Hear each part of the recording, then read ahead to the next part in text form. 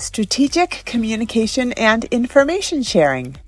We all know that communication is king or queen, and the more people involved, the more complex it can be.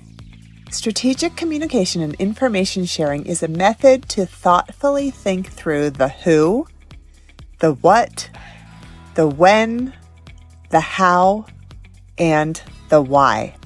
If done without strategy, unintended impacts can occur, like the appearance of favoritism, creating in-groups and out-groups about who's in the know about key information, rumor creation.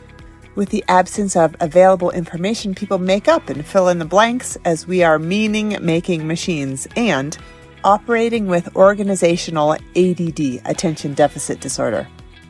Rolling out initiatives that don't appear well thought out for the long run, shifting priorities frequently, and fizzling out before getting to the intended result.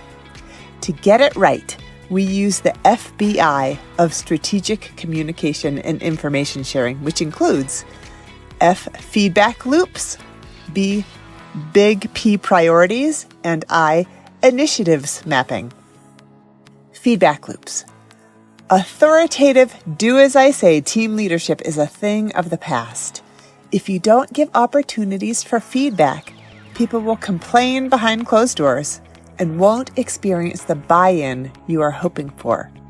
There are 2 times to seek feedback. Number 1, along the way. With change initiatives, this is the most commonly forgotten thing to do. At predetermined designated times, ask, what's working and what suggestions do you have? Consider utilizing surveys or host focused feedback-seeking sessions. Without these, you might make great time going in the wrong direction. If feedback is getting back to you through informal channels and you'd like a more formalized or inclusive process, consider doing a spot survey or a pulse survey to get immediate feedback. When you solicit feedback, people know there's a time and a place for it. Without this, determined feedback givers can give it at inappropriate times, like at the 11th hour. Tip: be sure to have a way to close the loop. Figure out how the respondents will learn what feedback is being utilized. Number 2, at the end. Waiting until the end misses the opportunity to make relevant and current improvements. However, also doing it at the end, as with a debrief or after-action review, allows your team to take the lessons learned forward. Ask questions like, what went well? Don't forget this part. What now? Is any action needed now on this initiative before moving on? What might we like to change or improve for next time? This capitalizes on the idea that there are no mistakes, only opportunities to learn. It also makes time to celebrate.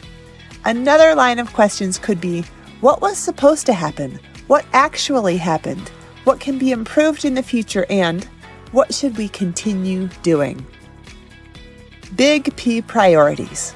For feedback to be effective, it needs to be tied to an objective or a priority. If not, well-intentioned but unhelpful feedback can be given in spades. First, get crystal clear on what your team's priorities are for the quarter. This allows you and them to know what to say yes or no to. Strategic teams have clearly communicated priorities beyond do what you're paid to do and cross things off your to-do list. In the Culture Code, The Secrets of Highly Successful Groups, we learn about Inc. magazine's study of 600 companies. The CEOs were asked what percentage of their employees were clear on their top 3 priorities. The CEOs thought and collectively came up with 64%. Do you think that was correct? When the employees were asked, the real answer was 2%. We need to be the chief reminding officers, coined by Patrick Lencioni, about current priorities and direction to empower our teams to make decisions that align. Tip: schedule time on your calendar at least once per quarter to review last quarter's priorities and set new ones. A Lancaster leadership favorite is to have the team leader create and share a brief quarterly video. Additionally, think about what is discussed in your team meetings. The agenda should be tied in some way to the quarterly priorities. Meeting tip. Meetings are intended to add value. Be strategic about how time is spent and be determined to have diversity on the agenda of 1, information sharing, 2, decision making, and 3, brainstorming and idea sharing. Initiatives mapping. As we know, whether communicating about a crisis, a policy change, or requesting employee action, global communications are especially important to be strategic as they have the most ROI. When we help organizations to create a communication plan, we start with asking them to rate the urgency and complexity of each initiative to guide their strategy and map out each of the 7 considerations below. Purpose and goal. What need is this communication addressing? It can be as simple as this. Purpose, to inform employees about a new PTO policy. Goal, to have all employees with benefits read the new PTO policy. Evaluate. How will you know if your goal has been met? Remember, if you can't measure it, you can't manage it. This is one of the hardest things to do, but so valuable. Audience. Identify all the stakeholders. Message. Develop your message using the tone, word choice, and appropriate communication style.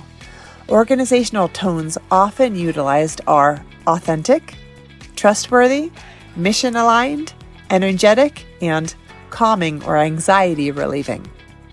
Channels. What communication channels are available to you?